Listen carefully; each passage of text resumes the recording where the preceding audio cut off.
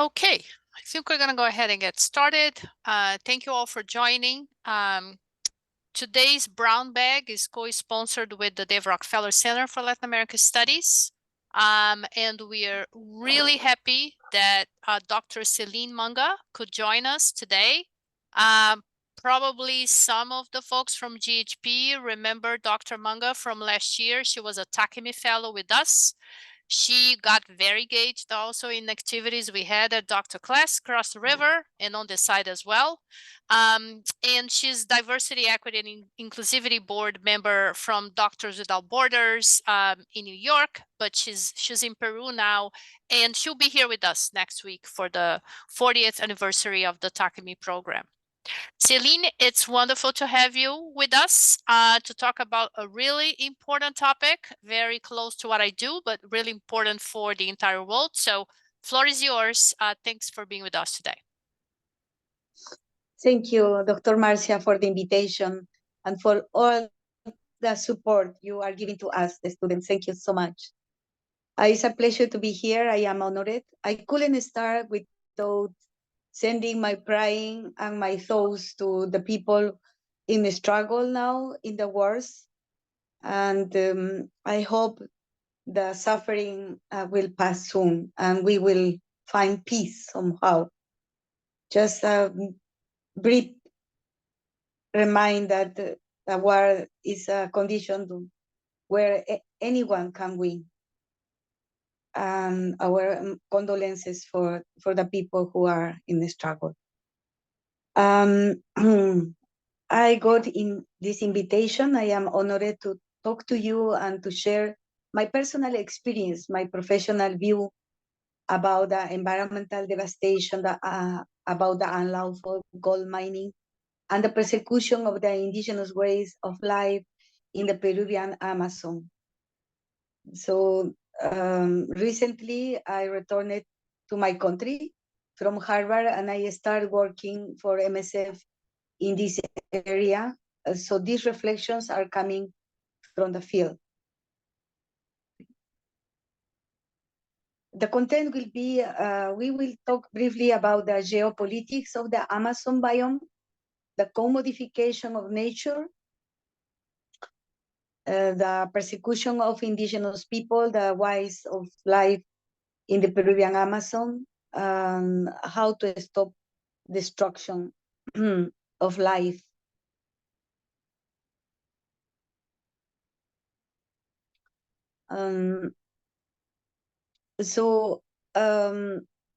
Geopolitics is a relationship between power and the geographical space, and how this geographical space can manage the unequal distribution of power. In this case, the geopolitics of the Amazon biome is dominated by the concept that the Amazon is the oldest periphery of the capitalist world system. Settlement and development were centered around a paradigm of a society, a nature relationship. This relationship, in the case of the Amazon, is called by economists the convoy economy. As a result of the continuous incorporation of infinitely available land and natural resources located so far from civilization. The most valuable, the richest resources of this biome is located at the indigenous territory we call IT. The geopolitics was more important than economics by ensuring sovereignty over the Amazon, which was occupied in waves linked to external demands, followed by long periods of stagnation and decay. So not all the time the Amazon biome attracts the attention because it's huge. This huge is called also the monstrosity geography. Monstrosity geography also is Alaska or is the Patagonia, because it's an area where the climate is severe and the access is limited. So the economy and the geopolitics of these monstrosity geographic areas are different to other. Different in the sense that the predatory use of this fabulous natural wealth that contains is linked with increasing disregard of the wisdom of its traditional inhabitants across generations. Accumulated knowledge during a million of times or thousands of years about how to deal with the humid tropics. To deal with the humid tropics needs expertise, and in modern times needs a lot of equipment and investment. So how is defined the geopolitics of the Amazon biome is the denominated latifundia geography monstrosity. Even colonizers did not have the economic resources and the number of population to occupy and populate a territory of such a large geographical extent. The occupation of this territory for colonizers always became chaotic and uncontrolled process because it's huge. It's impossible to control all the limits of this biome. The indigenous people so are becoming increasingly vulnerable to modern slavery, and that's what we are saying, due to a series of multidimensional interconnected vulnerabilities. Illegal activities of mining, logging have dramatically increased through Peru and other countries in the Amazon biome, facilitated by the state's failure to adequately regulate and monitor the extractivist industry. The indigenous communities live in the territory that display the highest abundance of natural resources. Their paths have inevitably crossed with those of illegal extractivist companies. Indigenous territories lack clear demarcation, overlapping extractive concessions, overlapping with indigenous lands. And this is a fact for 9 countries in South America. The current situation is defined as widespread exploitation, indigenous community leaders who attempt to oppose resource extraction and advocate for the protection of their ancestral territories. This is the biome we are talking. This is the Amazon biome. It comprehends 9 countries, and those are the limits. And in Brazil is located the largest portion, is huge. In Peru, it occupies 51% of the Peruvian territory and 2/3 of the Bolivian territory. But going deeper in this, we will see that this biome is where life expresses in their entire nature. This biome contains 696 million of hectares, is the largest rainforest in the planet. Here you can see in yellow the indigenous territory. As you can see, it's spread, it's split all over the biome, the Amazon biome. This green line is limiting the biome, this green line.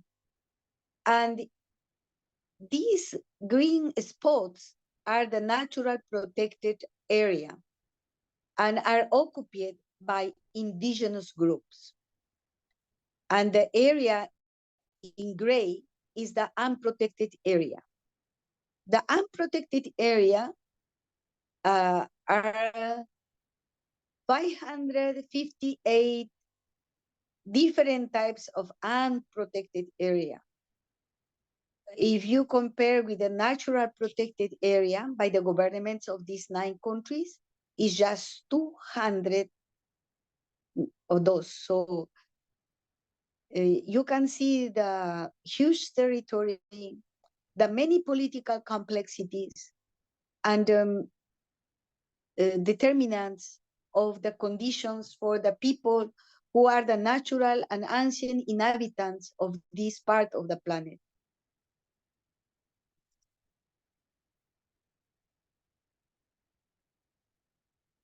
So there is an eternal conflict between development and environmental protection.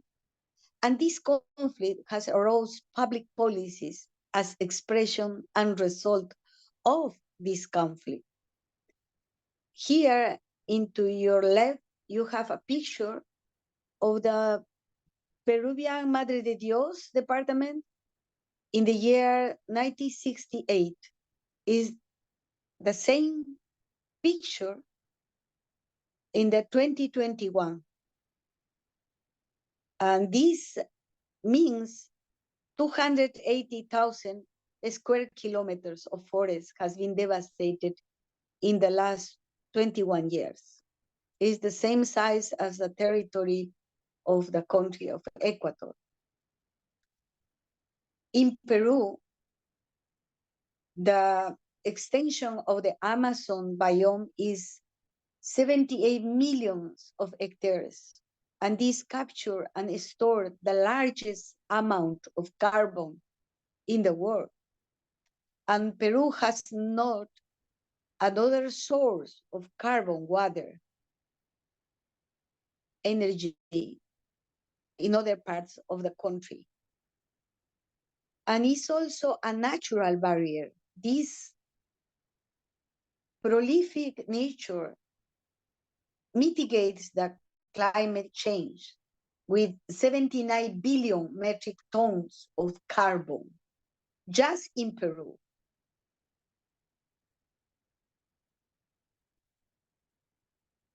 But these are commodification of nature, obviously. When the developing is in contradiction with the need of preserve nature, we can see that commodification of nature is clear because you saw Amazon as a natural capital frontier at a global level, and this is an irreversible process. Many structural changes in the Amazon in the last decades of the 20th century has happened, like the integration project led to the perverse environmental and social outcomes, starting by regional connectivity. The roads, of course, roads has been built. The roads contributed to the development, but also to the depletion of resources and the social dislocation. Different to other parts of the planet, roads in the Amazon biome play a role very contradictory. The telecommunications is challenging, it's more expensive to ensure telecommunication in this area, and also telecommunications plays a contradictory role. It's true that the connections are needed by the indigenous communities, but in the other hand, telecommunication are being used by the extractive industry more than the local people. And the economy in this area, which went from one exclusively concerned with mineral exploration and resource extraction to industrialization. And in urbanization is happening and is associated with spatial mobility, high rates of migration, and an ongoing expropriation of indigenous land. In the last 3 decades, we saw a changing actor. Actors has been changing in the postmodern times, driving regional dynamic, attracts huge investment by huge oligopolies and globalization.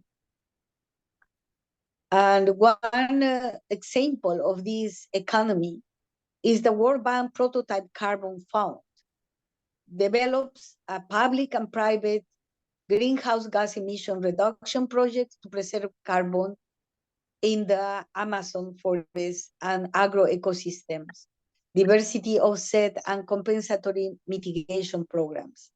This World Bank's Prototype Carbon Fund has been working relatively good, but also has complex systems. The perception of the Amazon as a vast protected area to be preserved from the point of view of the survival of the planet is something we have tried to keep in our minds, in our work, especially talking about global health. The climate change and the disappearing of the biodiversity is related with the number of areas that the Amazon biome has lost. But lately, nature has been revalued, civilizational or cultural, as legitimate concern, nature as the matter of life, rise environmental movements. Another thing is the accumulation. Nature is a scarce resource, and biodiversity is a store of potentially valuable assets.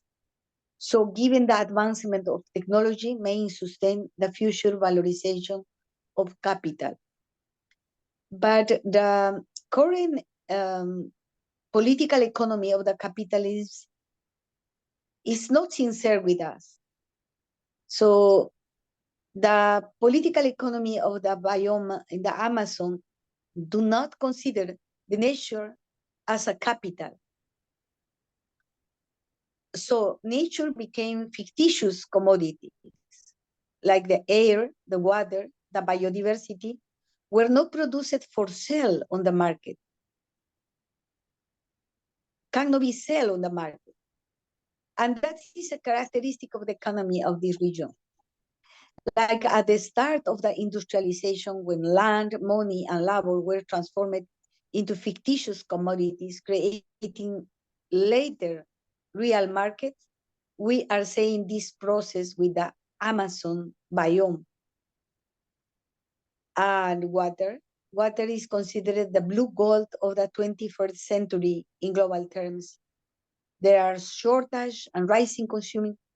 So the Amazon is a source of infinite diversity of forests and water as a commodity.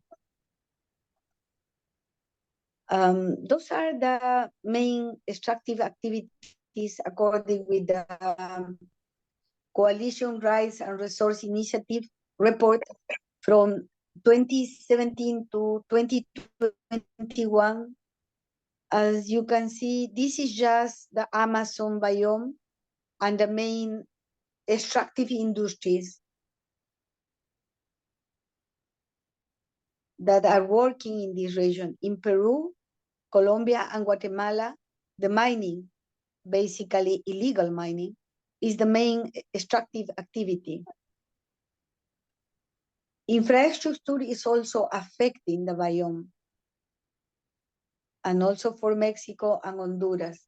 Renewable energy is not the case of Peru, but is a serious problem in Brazil. And the hydrocarbon is a problem in Peru and Colombia. And agro-industry, I have to say some words here, because the coca leaf production is not considered an agro-industry.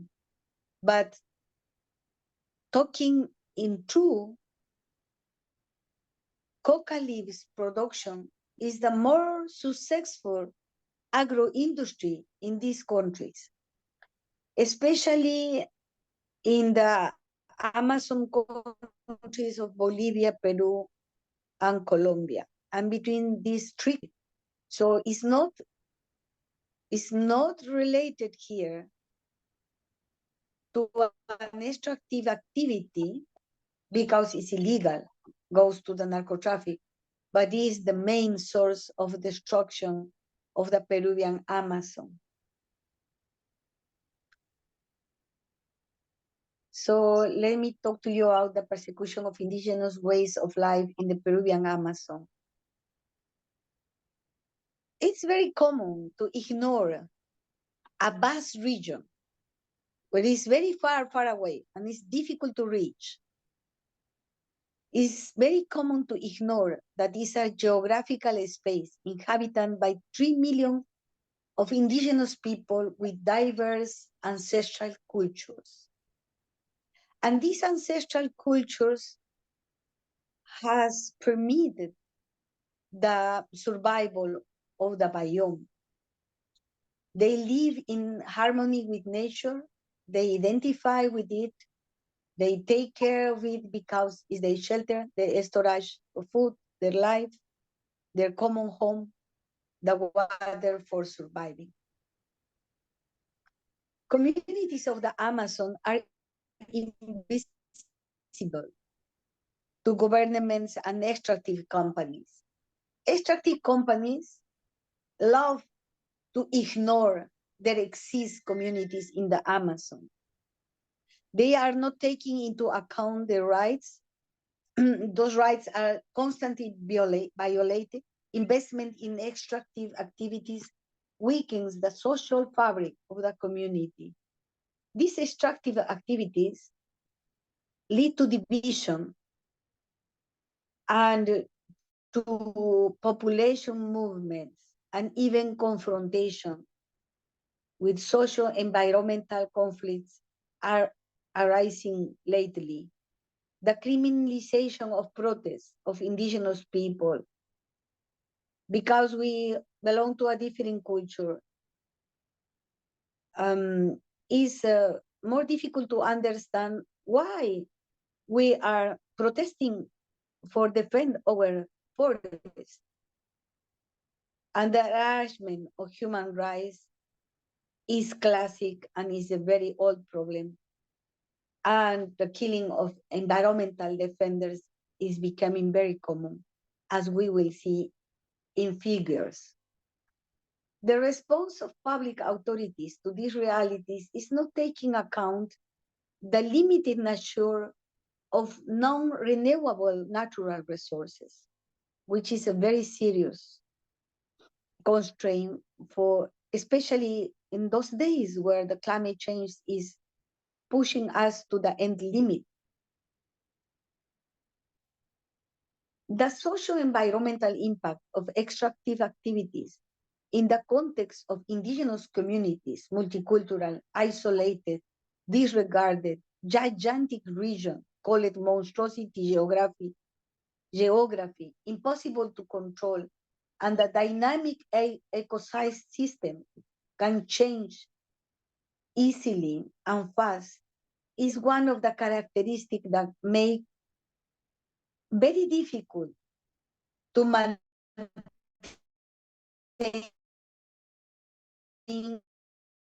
these ways of life. Peruvian attitude is in favor of equality, the quality of life, and care for the environment. Another factor is the uncontrolled, unmonitored by the state, illegal logging, which contributes to devastating waste and deforestation in the Amazon. Between 2001 to 2019, the country lost 2 million 400 hectares of Amazon forest due to deforestation. Illegal mining has been contributing to the contamination of water sources. And this has not point of return through the release of the mercury usage. Mercury is a highly toxic mineral that once is spread over vast territories, generates severe health consequences. Among persons living thousands of kilometers.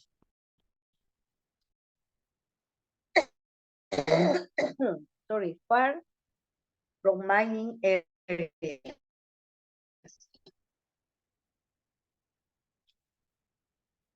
Excuse me.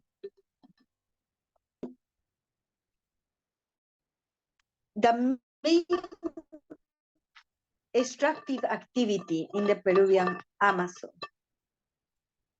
In the Peruvian Amazon, there are few roads. So the extractivist industry found very difficult to access to certain parts of the deep jungle. So they start the illegal extractivist activities and destroy the surrounding environment, starting from the border with the civilization and going deeper and deeper and deeper inside the jungle. And this is affecting so much the life of the indigenous people and are progressively deprived of their traditional livelihoods. As they lose their means of sustenance, they become more easily prey to ruthless traffickers eager to exploit them and for their own material profits, as we will see in numbers. I am sharing with all of you my professional experience working in these areas of Peru, but also is my personal témoignage as an indigenous coming from this area. The dispersion of the indigenous settlements is huge. Imagine in this monstrosity geography, little human nucleus of people in this huge geography is almost impossible to get communicate. But even though, if you can see here, there is a Kukama ethnic group, and here there is another, and here there is another. And this is the specific characteristic of the people living in the Amazon, the Peruvian Amazon. There is not concentration of populations, especially close to the borders with Brazil and with Bolivia. Is more difficult to find a way how to get reunited the ethnic groups. This is a picture, the area where I am working now. This is called La Pampa. It has the same name of a movie with the same name, La Pampa, which you can see an helicopter here is destroying the equipments for illegal mining. And this is what happened. This is the forest, and this is what they do, the human settlements. This used to be a wonderful Amazon forest, and now is just garbage. And this land is full of mercury and is no good for nothing. Nothing can grow up in 300 years after the extractive industry. Now, let me tell you about one of the indigenous groups I do belong. Is in Cusco, here, in the jungle, in the border with Madre de Dios. In the Peruvian Amazon, there are recognized and reported 113 differentiated indigenous groups. From those, 103 are settled in this biome. Due to the unlawful gold mining in Madre de Dios, nowadays, 26 indigenous groups has been displaced from their territory, are no longer living together. They are migrants now in the big cities. The tradition of these ethnic groups is to live together to preserve the language. Each of these indigenous groups speak a different language. They do have a different culture. So you can imagine how difficult could be to make understanding each with the other between those groups, and also with the Western society. Due to the unlawful gold mining in Madre de Dios, 11 Aboriginal languages has been disappeared forever. And the people who spoke those languages are disappeared. And there is not a way to reforest language. There is not a way to reforest indigenous groups or communities.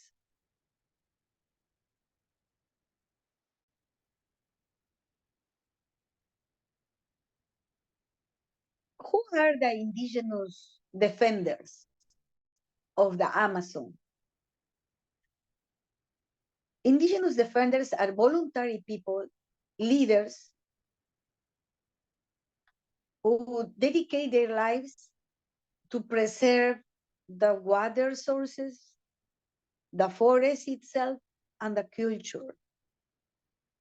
In Latin America, according with the WHO, 1,300 defenders across Latin America have lost their lives. Peru reports attacks against defenders, and the Peruvian state has failed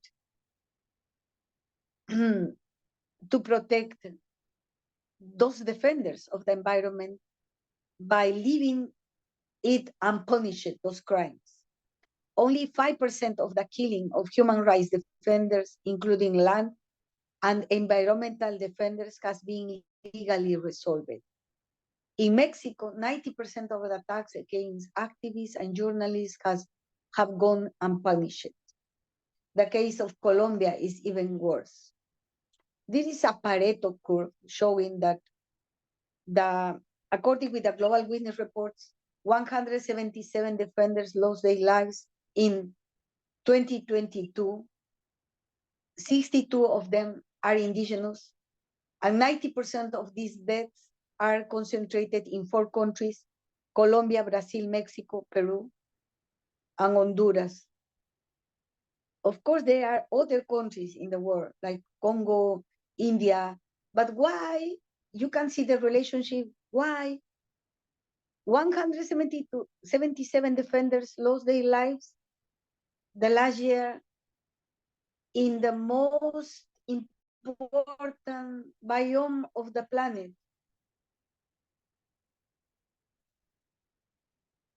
Indigenous leaders, defenders, play an important role in the defense of the Amazon. They do not receive a salary, and they are truly representative of the indigenous people. They carry out economy such agriculture, fishing, lodging. And this is what is happening between 2002 to 2022 in Peru. Those are the defenders killed in Peru, registered, because there is a huge number of unregistered deaths. So you see this difference between the pre-pandemic era and the post-pandemic era, because the pandemic has constituted an inflection point.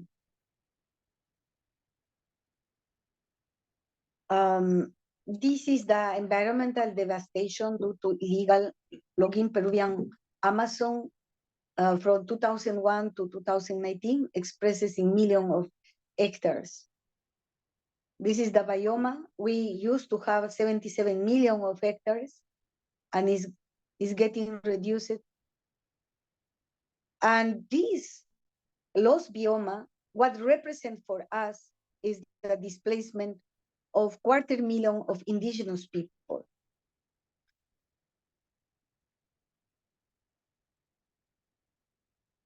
The human trafficking. The human trafficking is a huge and a very sad problem. And per year, this is what is happening. And the pandemic represent a little of reduction of this registered. But this is what is registered by the police in Peru, but with We have no complete data even though. This is the distribution of this human trafficking by purpose and the comparison between 2019 and 2020. For sexual exploitation is the majority of them. Forced labor, this goes to gold illegal mining, to be homeless, labor exploitation, child trafficking, even human organs trafficking. This is a picture of me. I take this picture to show this is happening currently. This comes from the last month. I show this to you because the Peruvian government says they already has destroyed all the ways of human trafficking, and this is not true. And this is the distribution in numbers through the years. And you see in the pandemic year a reduction of the report. But we are not sure about that, the real figures.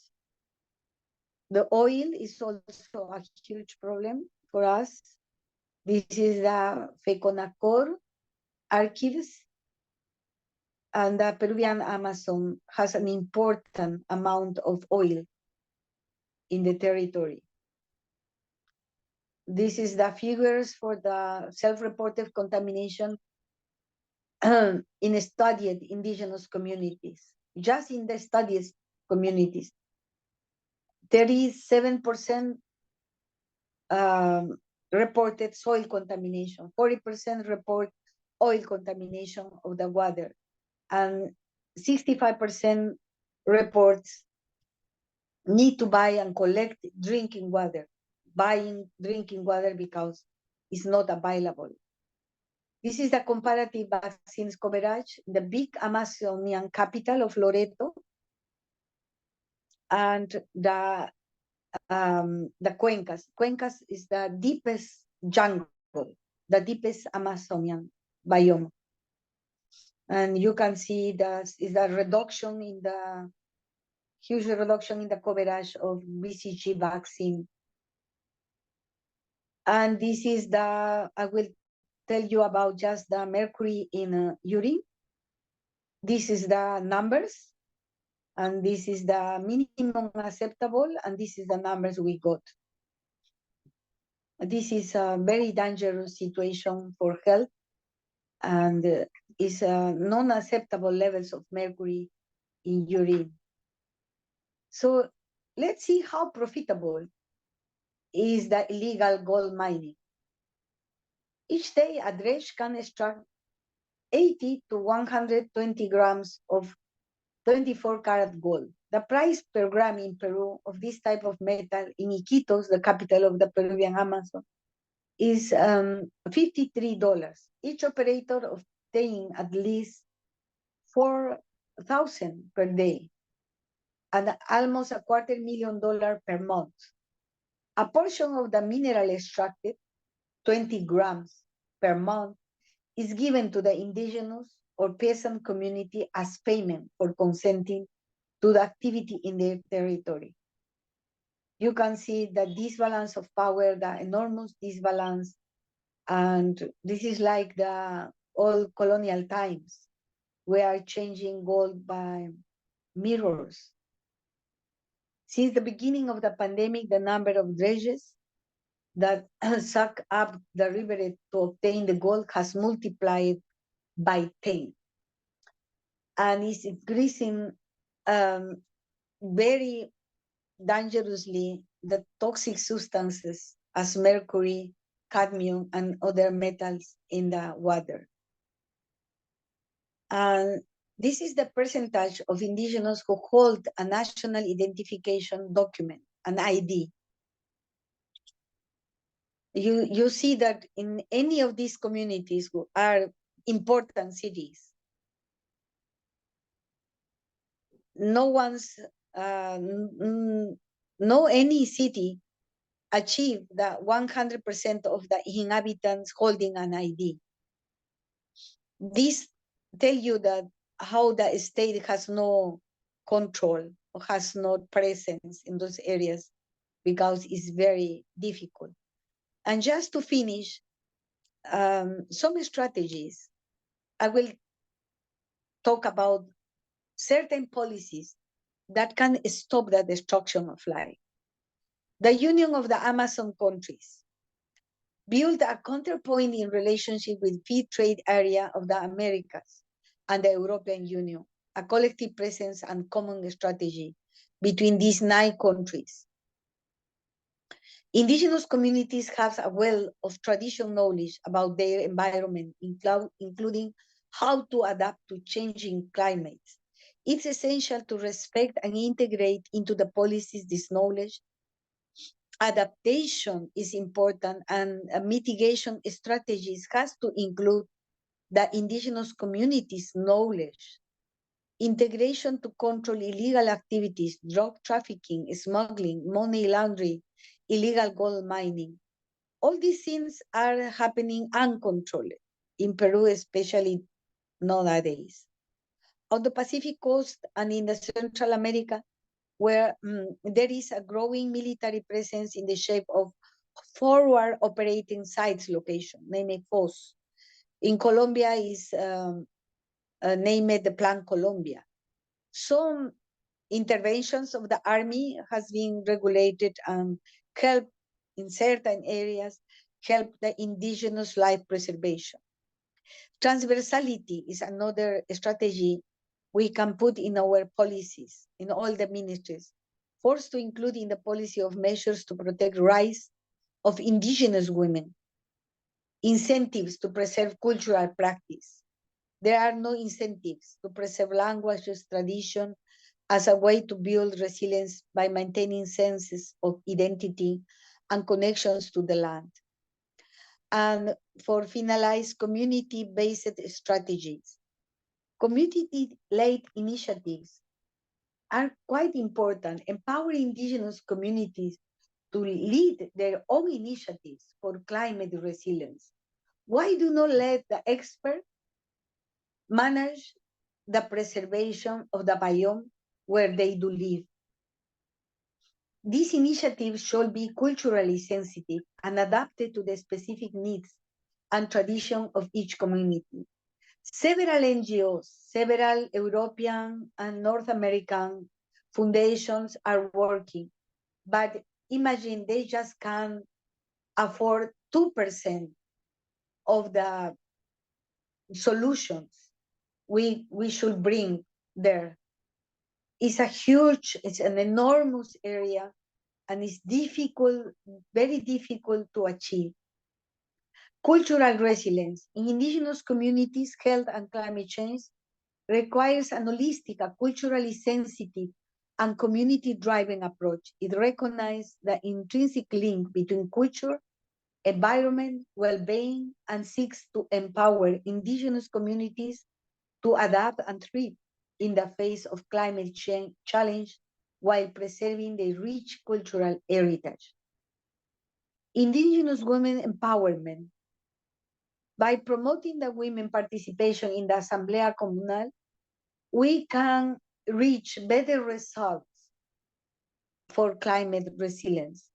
Established climate change affects the availability of traditional foods, water source, and air quality, addressing climate-related health impacts. But we have to set up the need of preserve traditional foods and traditional ways of live. Access to quality healthcare services. You can imagine in Brazil, Colombia, Peru, it's very difficult to ensure healthcare services. Ensure that the indigenous communities develop their own culture practices in health, create a space for intercultural health services, including mental health support. Of course, climate change is a stressor. Develop mechanisms for territory environmental protection is quite important, and traditional healing practices is The traditional healing is a science. We need to incorporate traditional healing practices into Western-style healthcare system in the Amazon and recognize indigenous medicine as a science. The productive economy also is important to introduce competence, fair trade in the production of agricultural products, involvement in actions of protection of territory, reforestation, perceive biodiversity and change in the seasons, because the seasons has been dramatically changing. Usually the rain season is in December, now is in June.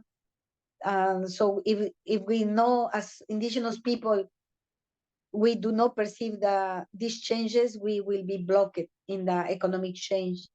Change the productive model from indigenous population. Recollection to agriculture and small scale is that thing we indigenous do in this area. We can change the productive model. Enhance territory protection to healthcare, which is quite important. Change the role of forests in the diary life, livestock, construction materials, seasonal hunter.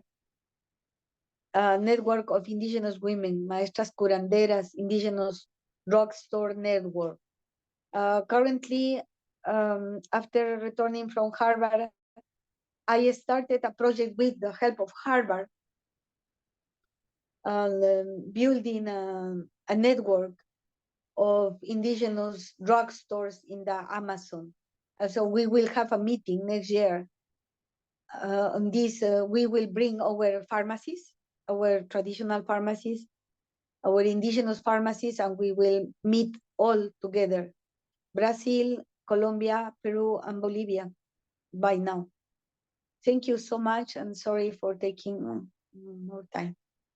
Thank you so much. I am open for questions. Thank you so much, Selene. So let's see, you can either put in the chat your question or raise your hand if you have a question. So let me start with one while people send questions. So this was a wonderful reflection of what's going on. You can stop sharing the screen, Selene, if you want. Okay. Of what's going on in an extremely important biome, not just for each country, but for the entire America region, and needless to say, to the entire world. Now, one of the things you mentioned as a possible solution is the union of countries. And we know that, in Latin America, we have those waves of great governments and absolutely crazy governments. And if you think of a union of countries, probably Venezuela would be out. I don't know how many countries would unite. If we were talking about Brazil last year, it wouldn't be part of something to preserve the Amazon. So can you tell us a little bit about your own experience in seeing this happen, and above all, waves of this happening and then going backwards in the region? Thank you. Thank you for that question.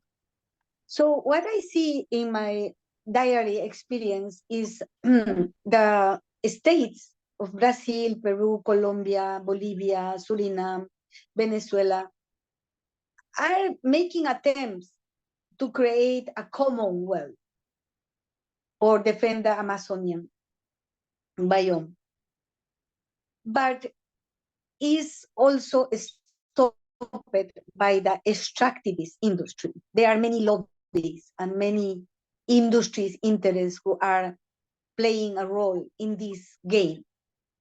So what is more important is the local and natural authorities get united and get working together.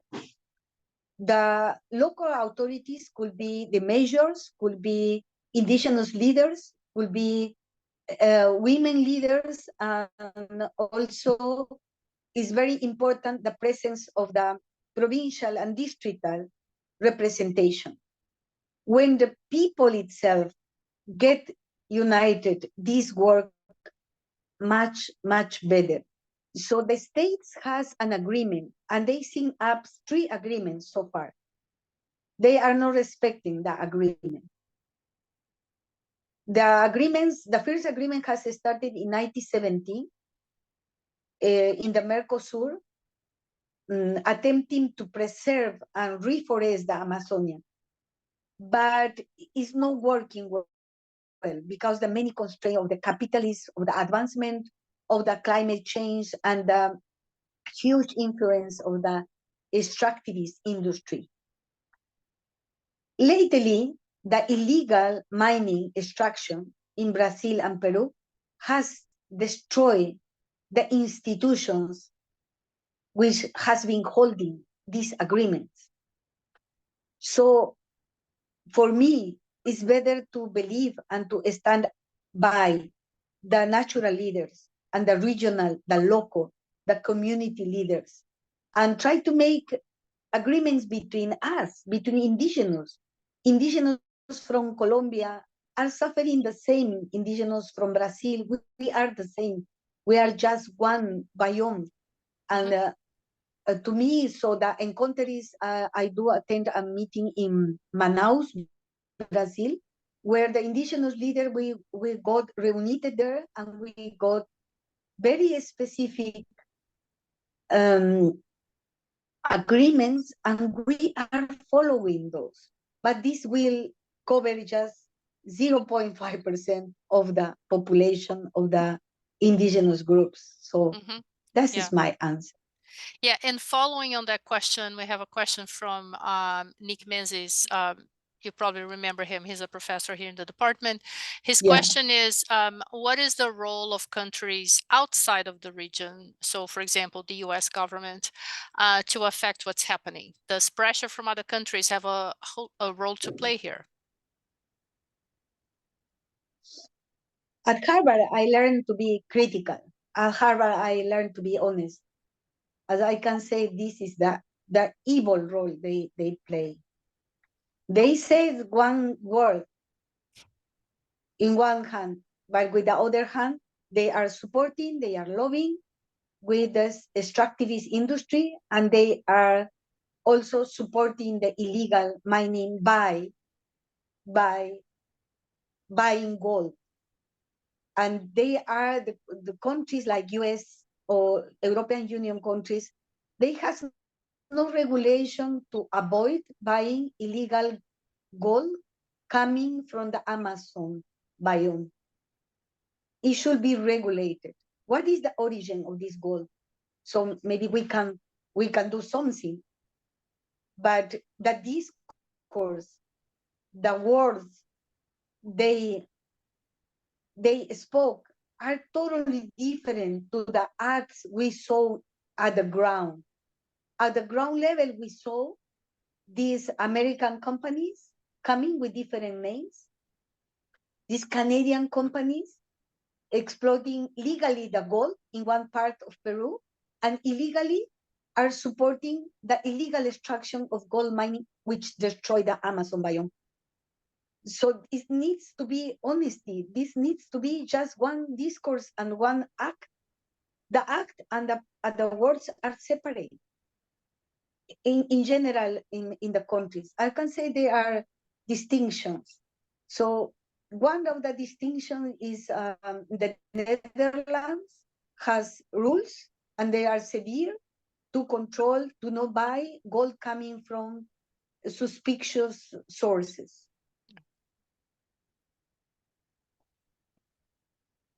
Okay. Godard, you have a question? Yes, thank you very much. Maybe in the same line, I suspect legal and efficient mining might be more profitable for extractive industries. Isn't that correct? Instead of having these random guys trying to put up a tent and extract gold gram by gram, if there was a legal, efficient, and not so destructive way to have a balance with the numbers you presented, $250,000 a month, I suspect stopping it is almost impossible. Maybe I'm being pessimistic. No, yeah, thank you. That's a very good question. In fact, what we what we see at the ground level is that it's very cheap to extract the gold illegally in those communities. But who owns the drugs? Who owns the equipment you need for do that?